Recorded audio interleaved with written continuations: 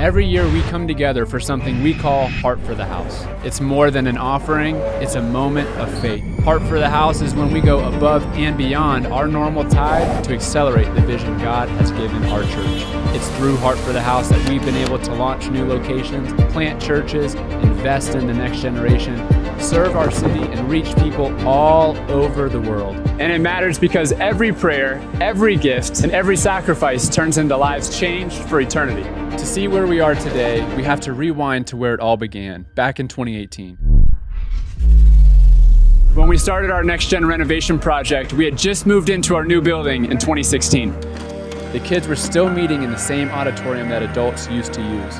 But we didn't want to be a church that overlooked the next generation. If anything, we wanted our kids to have a better space than us. So we made a decision to completely renovate the original building and give our kids the space they deserve. From Hills Kids to our Buddies program, to Legacy Youth and our young adult ministries, this is all for our next generation. In 2019, the vision expanded. The Next Gen renovation project really took off. It actually became bigger. We began to dream bigger. Imagine what these spaces could be and how they would serve generations to come. We brought together a team of architects, designers, and leaders to create a space that would last, a place our children's children would one day call their own. We went into 2020 with a lot of momentum. The church was growing. We were invited to broadcast on ABC. And people who couldn't attend with us in person started tuning in from hospitals. We officially launched our online location. And people from all around the world started joining us for church every single week. Our digital reach was growing, but in March, everything changed. COVID hit. Overnight, we could no longer meet in person, so we had to fully rely on the investment we just made into online streaming. And thank God we were ready. And during that season, we didn't shrink back. We stepped up. We turned our building into an outreach center, serving Go Packs to families in need, to neighbors, to our city. 2020 wasn't just about surviving. It was the year our outreach grew to a whole new level, and we didn't back down. That same year, we began our partnership with God Behind Bars. We purchased Pando app tablets for inmates so they could access thousands of church services, including those at Seven Hills Church. When COVID shut our building down, we knew it was the perfect time to continue with the Hills Kids renovation project. And by the fall, when we opened our doors again after months apart, we welcomed families to a new state-of-the-art kids building built for the next generation.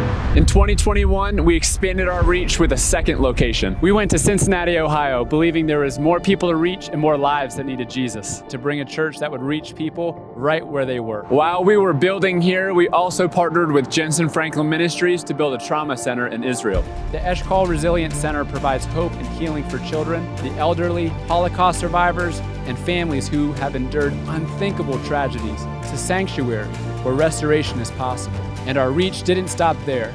In 2021, Heart for the House began supporting underground churches in Indochina through our missions partner, Reach International. We partnered with Open Hands Global to bring Christian education to children in Pakistan, partnered with Convoy of Hope to provide disaster relief all over the world, joined the fight against sex trafficking with Trafficking Hope. We were planting new churches through partners Link and ARC, reaching students through clubs and public schools, serving the homeless with our partners at Fairhaven Rescue Mission, and started investing and raising up pastors around the country with Integrity Leadership Ministries. 2021 was a year of expanding the vision, not only locally, but globally. Heading into 2022, God opened the doors for our third location, located in Dry Ridge, Kentucky. Launching this location allowed us to reach an entirely new demographic of people who needed to experience Jesus. As a church, we care about raising up leaders from within, and we do that through our internship. Today, 72% of our staff has come from it. Our dream was to always remove barriers for students following the call of God. Then we were given 2 intern houses, giving them a place to live while they prepared for ministry. The next generation is a big priority for us. We wanted every young student to experience a Wednesday night at Legacy. And so to remove any obstacle, we purchased Next Gen buses, making it possible for hundreds of students from our locations to come to service every single week. With God Behind Bars, we were able to distribute more Pando app tablets and launched a prison ministry in Madison Correctional Facility. Jesus said, "I was in prison and you didn't visit me." And we take that call seriously. We're in those prisons to remind the incarcerated individuals that God is not done with them, He forgives, He restores, and that their past does not have the final say. Now we have real church services inside of prison locations. As a church, it's important for us to meet people where they're at. And that's why we launched Hills Women's Health and purchased a mobile medical unit. We saw that women often make life-altering decisions without the resources to see it any other way. So we created an alternative, free ultrasounds, walking alongside mothers through pregnancy, providing them all the resources they need to thrive. Now it's 2023 and we aren't slowing down. We launched our 4th location in Highland Heights, taking over a college university every Sunday for services. And with another location came another need, so we purchased our 3rd next generation bus, making it possible for even more students to come to Legacy on Wednesday nights. Just a year after Dry Ridge launched, God moved again. We were given 24 acres of land to build a permanent location. Doors were opening and we couldn't be more excited. Speaking of open doors, Pastor Marcus received a call from TBN. We were invited to take a time slot and reach an entirely new audience. Suddenly, we had the opportunity to bring the message of Jesus to people all over the world, and we said yes. As our church expanded, our leadership program kept growing too, and to make space for more young leaders, we were given intern house number 3.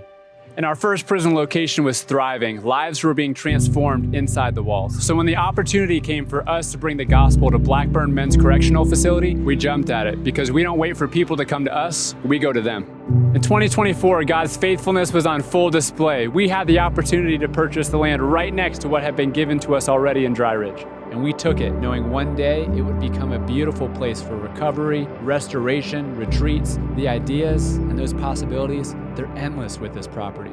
And that year, we also helped plant churches. In Lexington, Kentucky with Pastors Kyle and Jess Wade, and in Columbus with Pastor Josiah. We even partnered with Pastor Jabin in Las Vegas, helping them build their very first permanent location.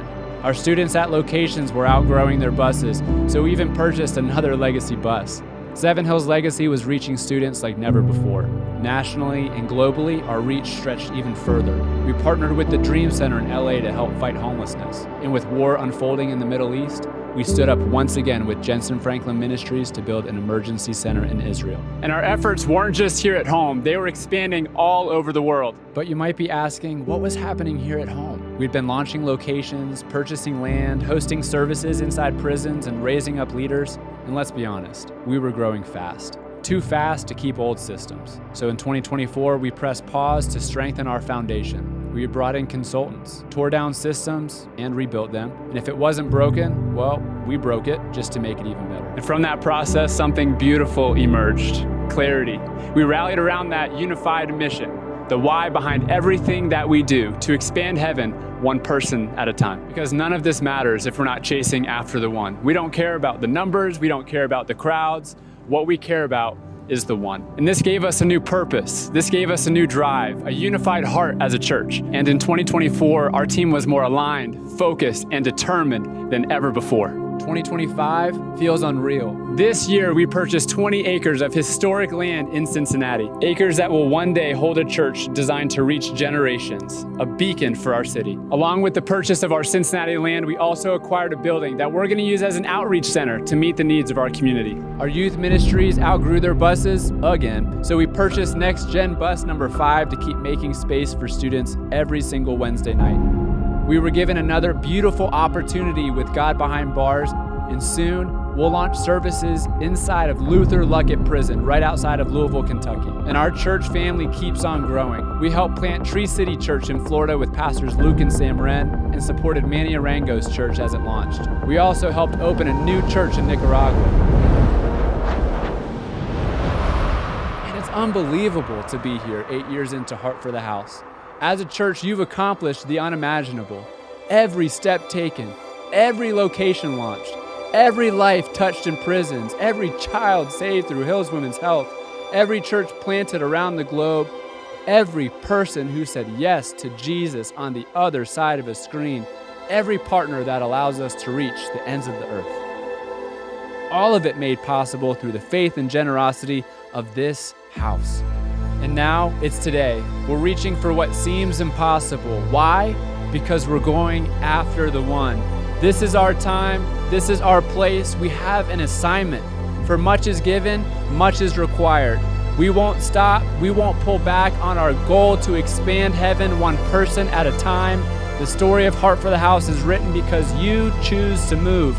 So the question is, are you ready for what God will do next?